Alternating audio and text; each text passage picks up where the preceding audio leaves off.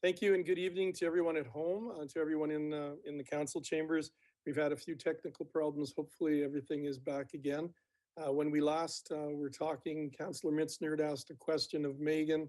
I'm not sure if we want to revisit that one or clear anything up, Megan. For sure. I don't think we finished answering your question, did we, Councillor? Okay, thank you. Yeah. So as Jamie was explaining, development permits do have that expiry date, but applicants or the landowners can request an extension. Development agreements are a case-by-case basis. I've seen some that do have an expiry on them, and I've seen some that don't. It would depend on what is happening with the development. So I can't give you a straight answer, unfortunately.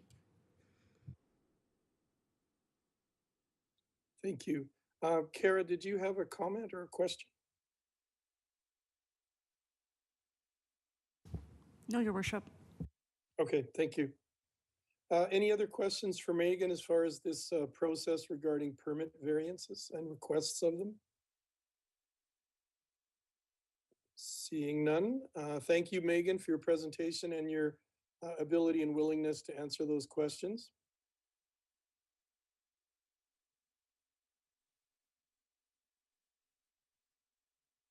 And this will bring us to item 5.4, Traffic Control Bylaw number 22-06.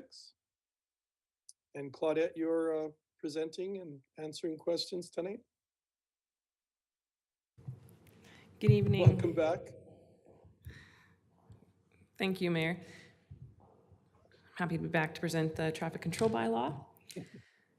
Was only parked for 1 week.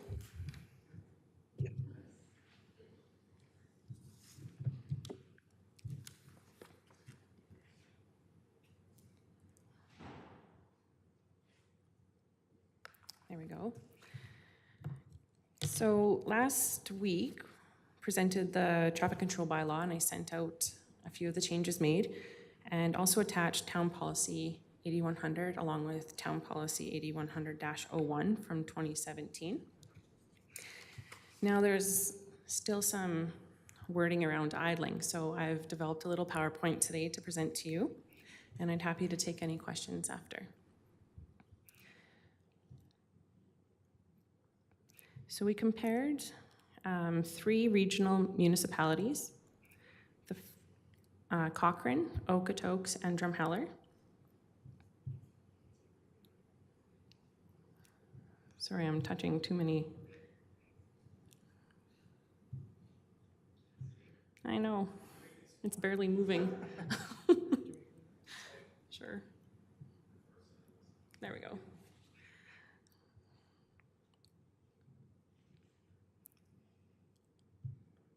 So yes, sorry. So compared Cochrane, Okotoks, and Drumheller. And Cochrane has a bylaw that it doesn't even actually outline whether it's residential, school zone, school facility, recreational facility, or a medical facility. It's just in Cochrane itself, and there can't be any idling for more than 20 minutes.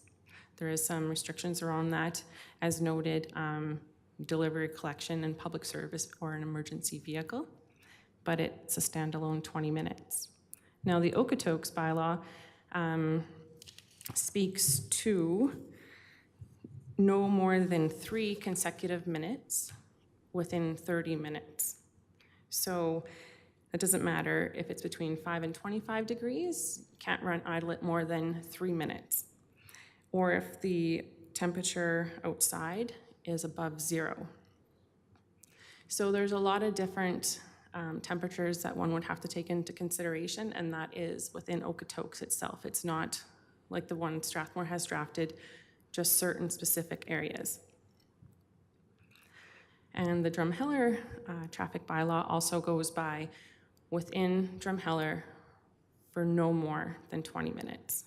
And there is a few exemptions there, as noted. The emergency, the armored vehicles.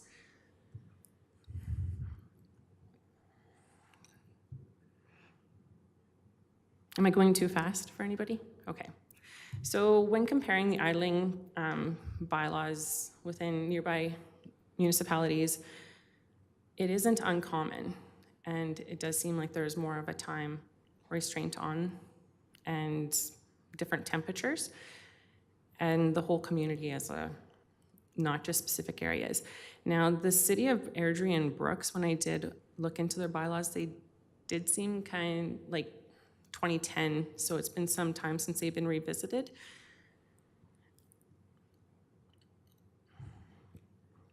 And that's all for my presentation. But with that, speaking about Airdrie and Brooks, I can't say if they were to draft a new bylaw that it would be in there, but just please note that it is a little outdated. Thank you. Thank you, Claudette. Are there any questions for Claudette? I have a quick question. Is it the exhaust that's the issue for idling, or is it the noise? So noise would come as a noise bylaw. Some communities do have that no idling could be causing a disturbance to your neighbors. So that would be a noise issue. It is the exhaust, and actually I reached out to the fire department to see if there's been any complaints about exhaust, and yes, there has been. And I'll give one example of vehicles idling the semis out of a hotel, and actually it set off the CO2 detectors and they had to evacuate. It gets sucked in by the ventilating system, and it's the same for a home or a garage. So you have 30 cars waiting to pick their children up 15 minutes in advance, and then the kids all walk through this exhaust? It's exhausting, I know. Okay, thank you. Any other questions for Claudette? Councillor Montgomery? Thank you. And thanks again for your work on this. So I personally believe that, we should be trying to accomplish something with if we're going to mention idling, we should be, and so that's why I support the idea. I see the purpose of preventing people from idling unnecessarily, say near a medical facility, where there might be people that are sensitive to that, or people that are just kind of having health issues. I personally feel like most people aren't going to idle unnecessarily, I guess, if the conditions don't warrant it. So that's why I'm reluctant to just kind of tell people what to do. And then are we gonna have no idling signs that would, because then there's that aspect too. It's we start putting signs everywhere, and there's a cost to that, and it can, kind of a use of area for that. So are you recommending that there be signs posted for this? So some municipalities do have idle-free zones, but what we're doing here is not necessarily idle-free zones. It's within a certain proximity of that building or location. So for that, in order to enforce it, you should have proper signage, yes. Okay. And currently, I think we have some signs that say, we're a low idling community. Is that correct? Downtown or something? I've heard of them. I have not seen them myself. Okay. Yeah, I thought, because I was on the sustainability committee a few years ago, and that's when we came, and we looked at the bylaw, and we looked at a policy, and we decided to go with the policy, just because we didn't want to go down the road of having a bylaw, I guess. And I think at that time we had signs that were made up and put around, at least in kind of the downtown area, I believe, and maybe at other medical areas. So I would personally support if it was more, let's say, surgical or specific to certain situations, medical facility. And I also think that we should give some leeway for people to decide for themselves what would be necessary or unnecessary idling. Just, because otherwise it's are we actually going to be going out and, and kind of timing people, and then, and kind of giving, I imagine it's going to be mostly education, that, we would be doing. And, so I think you know, maybe we could kind of, you know, like educate people on the harms of idling through our comms department, and, you know, and then have some of it covered by a bylaw, I guess. I don't want to be like too prescriptive, I guess. And I think, you know, saying 5 minutes, without, you know, without kind of mentioning, you know, special circumstances, I think is a bit too much. So, thank you. Malcolm, every day could be taken differently too. I mean, if the wind is blowing and it goes right into the facility, if they had a problem, they would most likely contact municipal enforcement or the RCMP for that reason. Thank you, Councillor Montgomery and Claudette, for your response. Deputy Mayor Peterson. Your Worship, I just had a question for Councillor Montgomery. Do you remember when the Sustainability Committee first brought this to us, I think in 2019 or whenever it was? Whenever the policy was. Yeah. If I don't think that I'm erroneous in this, but I believe that there were downtown businesses who had concerns about idling and about the exhaust coming into their buildings. And I'm not certain of this, but I think I even remember Councillor Blockland speaking to it at one point. But that was a major issue, and I certainly know that the medical clinic had voiced their support for the bylaw. Yeah, and that's kind of what I was getting at last meeting, is that, yeah, like my recollection is that there were businesses on, like, in the downtown that are very close to the vehicles, and specifically, you know, medical facilities were concerned about fumes coming in. So yeah, you're absolutely correct about that. And just to follow up from that, you know, I know that we had talked about this before, and you know, is it we've made a commitment on this council and strategically to think about environmental issues and how we're going to address them, and what is the low-hanging fruit. And this isn't one of them. It's hard, but you know, is there an option to educate without spending huge amounts of money? You know, is that another option to a bylaw, you know, around the whole issue of idling? You know, is it just bringing awareness? If we, you know, it's easy to make a rule, it's really difficult to police it, but is it reasonable to think that maybe one of the options that we have here is an education campaign? And, you know, I just think about the things that you've brought forward around traffic bylaw and in this process, and how useful that's been, and the feedback that I've seen from that. So maybe that's one of the options that we could look at before we have to think about legislating. But I really appreciate the work a lot. And I appreciate the comparatives. It's interesting to look at. And Okotoks bylaw is quite recent, right? Thank you so much. Through your worship, Councillor Peterson, there was a quite extensive Excel spreadsheet of all the businesses and schools actually that were on board with that policy. And I like your idea. I think there would be value in educating. It also comes down to public perception with emergency vehicles.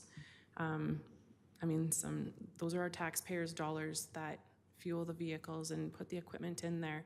And when those computers are sitting there and they can't be frozen and the officer has to step out, the last thing you want to do is be reamed out by some taxpayer that's like, why is my money idling in that vehicle?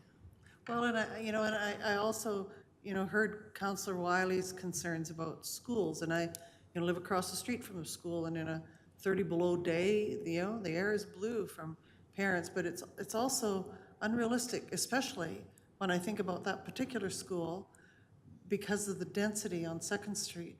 And so people are there, they're idling, they know they need to move. You know, there's all kinds of pressures around this, but I think that, you know, utilizing all the capacity we have to educate and to ask for cooperation and to, you know, do a little bit of signage like Councillor Montgomery suggested, that's part of an education plan. If we could do that in an economically feasible way, that's something I would be very interested in pursuing. And I always think that, you know, schools are a great place to start with that. You know, that, you know, bringing the education through through schools to parents and guardians and children is a really good way to work with it, and I'm sure they'd partner with us, but I'm really appreciative, and thank you. Thank you, Deputy Mayor Peterson. Councillor Wiley.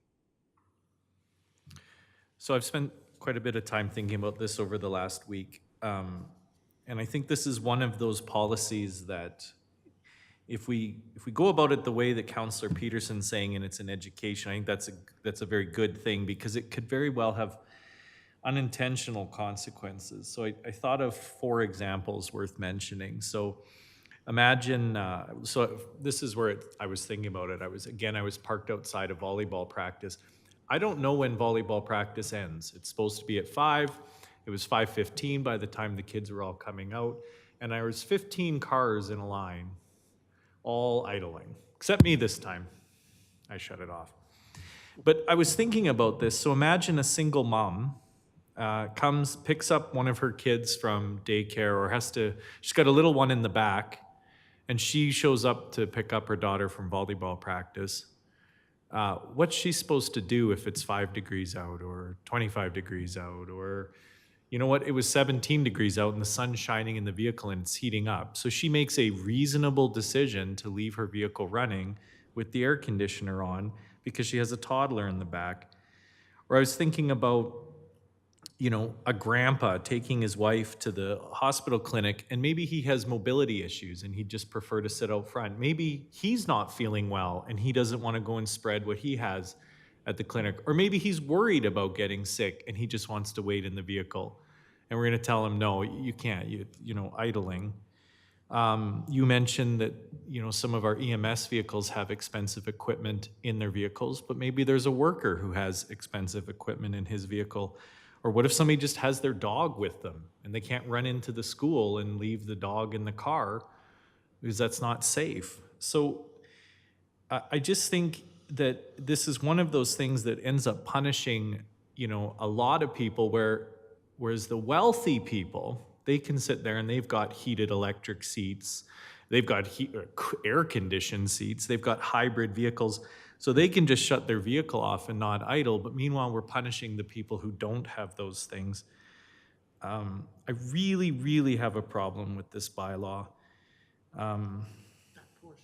That portion, my apologies, section 15 of the idling on the bylaw. I just think it would be a lot more reasonable if we said something like, you know, we don't idle in an unreasonable way, having regard for outside temperature and use of the building and something else. Or I would just get rid of it altogether.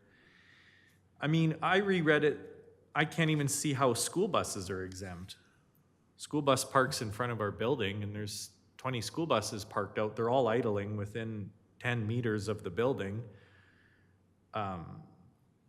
So I really think this is not a great section in the bylaw. Thank you, Councillor Wiley. I really appreciate the examples you gave, and I appreciate the comments of Deputy Mayor Peterson and Councillor Montgomery. I'm leaning that way too. I'm leaning towards not having an idling section in the bylaw. There's just too many examples that you mentioned, Councillor Wiley, that are perfectly logical and reasonable examples where someone may have to idle. And I think if one of the reasons this came to us was because we want to, you know, help the climate and that sort of thing, I don't think Strathmore makes an incredible difference in the overall world's climate problems.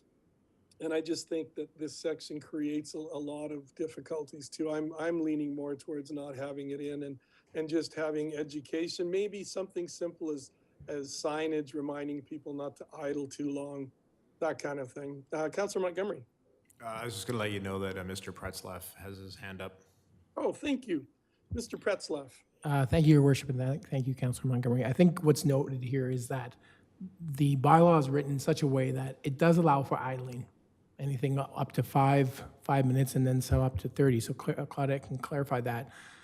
By not having a mechanism to enforce it, where the municipal enforcement officers are challenged. You know, without that being there, somebody could idle for an hour. Municipal enforcement could walk up there, knock on, I suspect that our staff would having either received a complaint or have observed something, would knock onto that individual's door or window and advise them that, hey, listen, you've been idling here for an X amount of time. We've received some complaints, or I've noticed this. Are you lost? Are you looking for help? Before it ever gets down the road, the mechanism of enforcement. But again, ultimately, this is council's decision. I think by making it reasonable is very gray and doesn't provide, is the biggest challenge for us. If you go 5 kilometers over, are you reasonably speeding or are you speeding? So I think that's the other challenge, that if council wishes, that would be a challenge for municipal enforcement, for an enforcement of it. Thank you. Thank you, Mark. Question to Claudette. Claudette, when you mentioned those communities that had a 20-minute idling section, have you had any anecdotal or comments from them as to how that's working there? Your worship, I do not have that information at this time. Okay. Councillor Montgomery? Thank you. This is a kind of a question for council and I guess administration, but in the case of like where the heavy truck was idling and you know, it set off an actual carbon dioxide or carbon monoxide alarm, I guess what can we do in that situation? Like, is there like, if we didn't have this idling bylaw, is there anything that can be done to say like, hey, that's unreasonable, you know, like you got to shut that off because it's actually, there's definitely a problem here?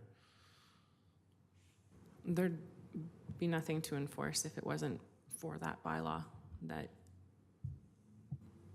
Mr. Scoble?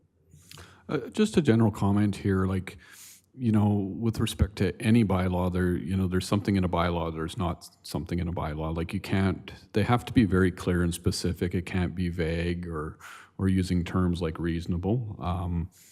You can do an education program outside of a bylaw, but we can't, you know, there's no sense having it in the bylaw quite simply if it's vague, because the municipal enforcement officers can't issue a ticket or make a decision. So it has to be specific or not in the bylaw, basically.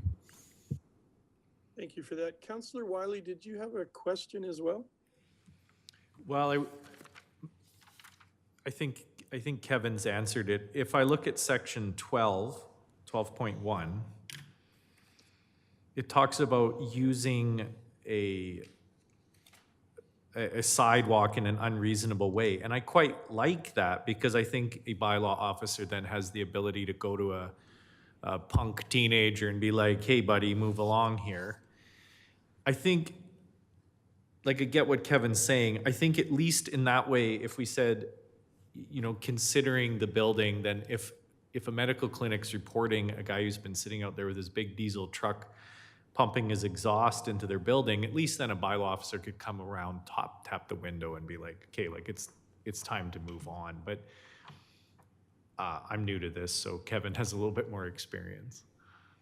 Thank you for that, Councillor Wiley. If you have the bylaw in front of you and you see 15.1, to me, this is a bit problematic, because it says a person shall not idle for more than 5 minutes total in any consecutive 30-minute period. So you can only idle for 5 minutes? Am I reading that correctly? It doesn't say you can idle for 30 minutes. That seems pretty small. It says any more than 5 minutes total in any continuous 30-minute period. That seems really onerous. Your worship, So I would be looking at something that says, you know, you cannot idle for more than 30 minutes, period. Something like that. Because if I'm waiting for a child, 30 minutes is a long time to be sitting in a vehicle. And it is more reasonable. Councillor Montgomery.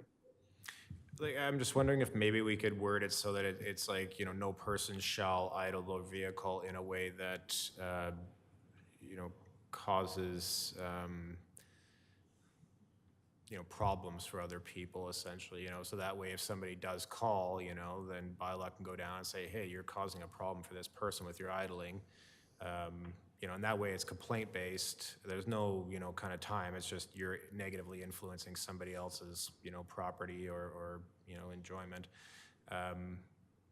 So like, you know, I think that could possibly be reasonable. Like it kind of covers, you know, our purpose, but also doesn't, you know, necessarily prescript, you know, what people need to do or have to do in all situations. Thank you. Thanks for that. My only worry would be, you know, maybe a person doesn't want to be identified as complaining about Councillor Wegener's diesel Honda idling in front of his house for a while. I myself, I'd be more comfortable with a set period of time, and you know, and if it's 30 minutes, like with the gas, the way it is, two people aren't going to idle much anymore anyway. They're worried about how much money they're spending on gasoline. But I do agree with a lot of the points that were mentioned tonight. So at this point, moving forward, Your Worship, do Your Worship, yeah. Mr. Director Pretzloff has a comment. Okay, Mr. Pretzlaff. Thank you, Your Worship, and Councilor Patricia. I'm just wondering if council has any direction that they can provide us. If it's a threshold of 20 minutes or so, well, we're able to amend that. This was what's existing in our bylaw, and that's why it's presented. If council wishes to make an amendment based on some of the other research that was out there, that would be greatly appreciated. So we are Deputy spinning our Mayor? wheels, yes, I agree with Councillor Montgomery. One of the things I wanted to ask about it before, but didn't, a lot of this is related to vehicles with automatic start. And I think the average time in an automatic start vehicle that isn't a utility vehicle is 7 minutes, I think. That I know you can set them and you can change the settings, but I think on purchase it's 7 minutes. And I stand to be corrected on that. But there's a reason why they've set that, and it is because of both very warm and very cold temperatures in order to mitigate that. So I don't know if that would help us in any way. But I also want to, I'm thinking back to what Councillor Langmaid said about education and how just awareness can change our behavior patterns.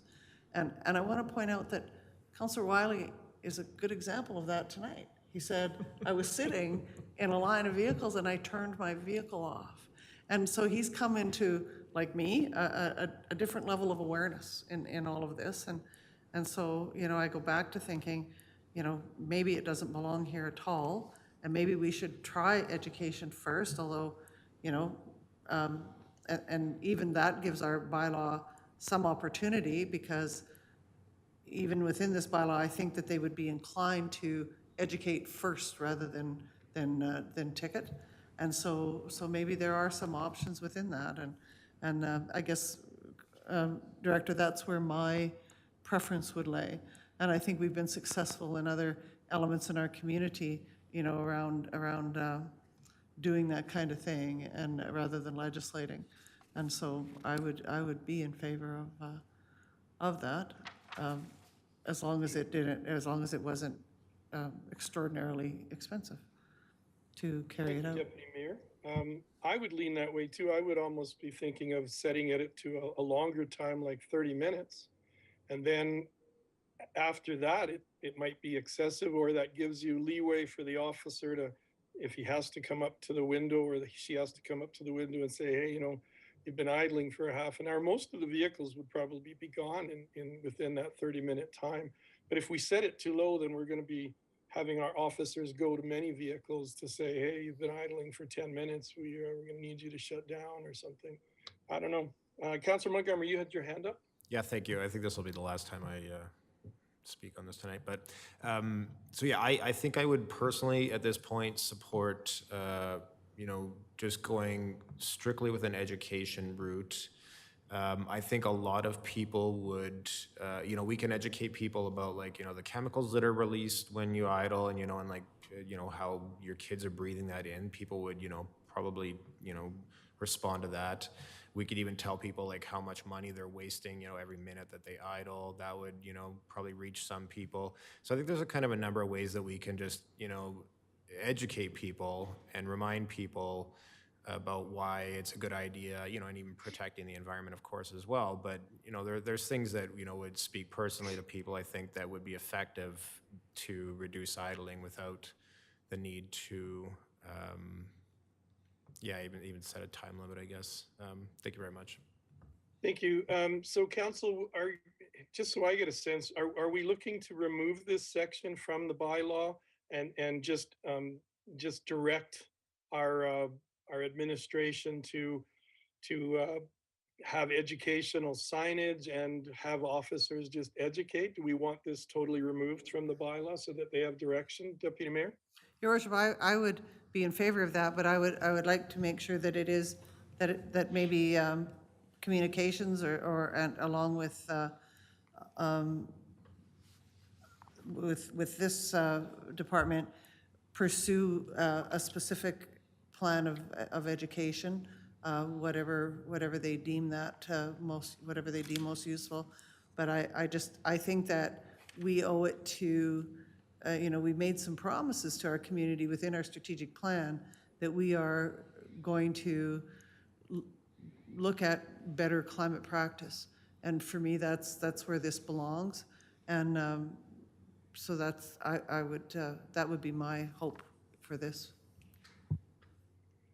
Okay, I'm not sure what direction we're giving our people as far as what they're going to put in the bylaw. Councillor Wagoner. Personally, myself, I'm in favor of keeping it in the bylaw. I agree with maybe a longer time frame on that. But as somebody who had a dad that had COPD, it affected him. Maybe it's a bit of a personal thing, but it was something that idling vehicles would affect his breathing. So that's kind of what I'm looking at. We don't know where people who have these chronic illnesses and that live. So my thought on this would be leave it in, massage the time frame for it a little bit, perhaps, but still, again, work on the educational aspect of it as well. Thank you. Thank you for that. So, do we want to leave in the section, but tweak the time limit? Because we do need to send our people away with some sort of direction as to what to bring to us. Councillor Wiley? So my first preference is to take it out. My second preference is to find a way to word it that's within reason. I know CAO Scoble said that's probably not the best. So my first preference is to take it out. Okay. My preference is leave it in, but maybe put it in for a 30-minute period. And you hope that you direct the officers and signage to educate and hope that with the increased gas prices will convince the average person not to idle very long. And then we're not directing our officers to have to enforce something after every 10 minutes or so. Any other comments? I can live with either option, but I would be fine to leave it, to change the time, to lengthen the time, as long as we had an education component, I'd be fine with that. Okay. Anyone else have any comments? Okay, so Mr. Pretzlaff and Claudette, as far as this one section of the bylaw, do you feel comfortable knowing what we might want to see as an amendment to that bylaw coming forward from the discussion tonight? He says no. Okay, well, we can't actually. Oh, he says 30 minutes. I thought he was saying 3, only 3 responded. There you go. His sign language is really, really lacking. Can people live with 30 minutes, or is that too long, or should we just direct them to do 20 minutes? Your Worship, 30 minutes is doable for sure. Okay. I really appreciate the time that council's put into the bylaw and alone this section, but other communities were going down to 20, and that also seems reasonable, but we don't have to mirror other municipalities. Okay, maybe if we try 30, that will also help with Councillor Montgomery, because I know you were saying that you don't want to get into something where we're policing every little behavior and having to enforce little things and time people. maybe 30 minutes is a time where it's a reasonable amount of time. It allows for people on cold and scorching hot days in case a practice goes longer. And the vast majority of people are going to stay within that anyway, I think. Councillor Wiley, I saw your hand. Yeah, so at this moment, I think 30 sounds reasonable, but I warn you, I might come back in after sitting in front of volleyball practice next week and have a couple more examples, so. Okay, so we're gonna, I guess the straw vote without a vote, because we can't vote, is to have admin and staff come back with a 30-minute idling total. Keep the wording as simple as you can and direct, and then we'll also hope and expect that some education will occur with our officers as well as our comms department, and maybe some general signage as far as, in high areas where there are pickups, maybe like at an arena. We just have signs that talk about how idling can be harmful to the health, something like that. Sound okay, everybody?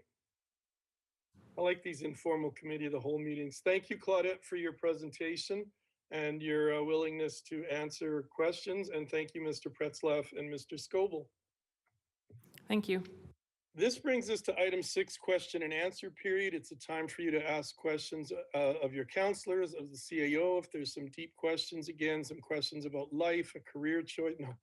Deputy Mayor Peterson. Life choices, Your Worship. So my question is to Director Pretzlaff, and it just goes back to, I've had a few more of the Lions Club reach out regarding, and just to say that their next meeting is in October the 20th, and that, while they make no promises whatsoever, they would entertain a letter from the town, outlining necessary needs and so on. And then the other thing that I heard today was from through a private business that said they would really like to sponsor, so. Thank you, Councillor Peterson. I would gladly love to meet with the Lions, and I can attend their meeting if they would allow me to, and would gladly work with the businesses to. I spoke with our pool manager, and we thought we've game planned some ideas, and we would be willing to share those with the Lions or whoever else. I've just lost the Mr. Sharp, I think is, no, it's not him. I forget the name of the current president of the Lions, but anyway, they said that you'll have it here somewhere, and that if you wanted to get on the agenda, to let them know, and they would entertain that. But thanks. Thank you, Mark and Deputy Mayor Peterson. Any other questions? Okay, that brings us to, we're looking for a motion to go in camera. I would move that we go in camera at 7:23 p.m. And do we need to identify? Yes, Your Worship. I would move that we go in camera to discuss items related to Section 16, subsection 1B, and Section 24(1)A of the Freedom and Information Protection and Privacy Act at 7:24. Thank you. And 17(1) as well, sorry, Your Worship. Oh, And thank you. Councillor Montgomery pointed out 17(1) as well. Thank you. Thank you very much. You've all heard the motion. All in favor? And that motion is carried, and we'll be going in camera right away. And Jonathan, if you could let